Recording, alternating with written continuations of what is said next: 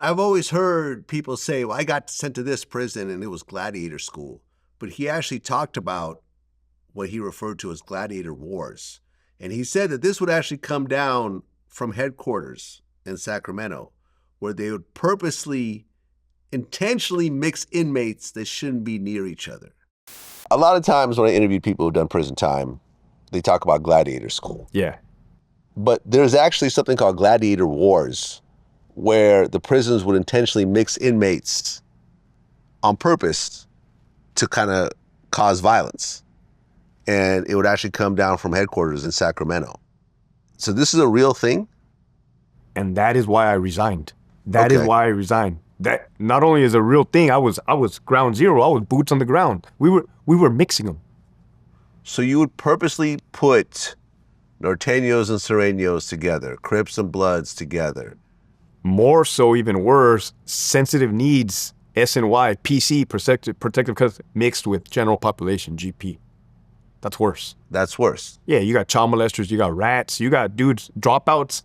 I mean, it's like putting two beta fishes together. Dropouts is people who left gangs. Correct. Snitches? Yes.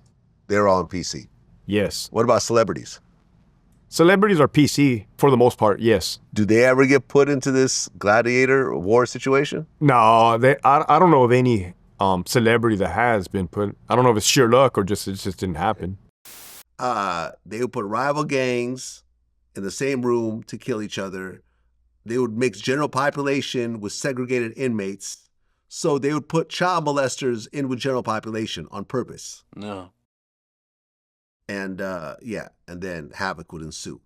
Have you ever seen this? The prisons actually purposely doing this, or in Florida do they try to avoid it? In Florida, they don't give a fuck. So it's not even that they're doing it on purpose. They just don't care. But yeah, you got certain COs that are dirty. Like the COs know all the gang members by name. So they know, like, all right, this dorm is a blood house. That dorm's a Zoe house.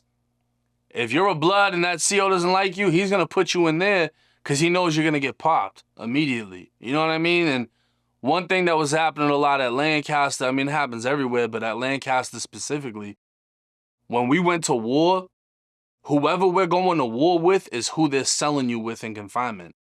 So if we're going at it with the Crips, they're putting a Crip in my cell in confinement. They're like, all right, you want to go to war with them? We're going to stick you in there with them. And then what would happen is the orderlies would come through 3 times a day, breakfast, lunch, and dinner, you know, bringing the trays or whatever. When the orderlies come, they bring the news from the compound. So the orderly comes in, and if he goes up to someone's cell that's a Crip, oh yeah, 2 of your brothers just got cut. 3 of your brothers just got stabbed. Now every Crip in that confinement dorm that hasn't someone else in their cell, and a rival gang, everyone in confinement's fighting now because one of your people just got popped.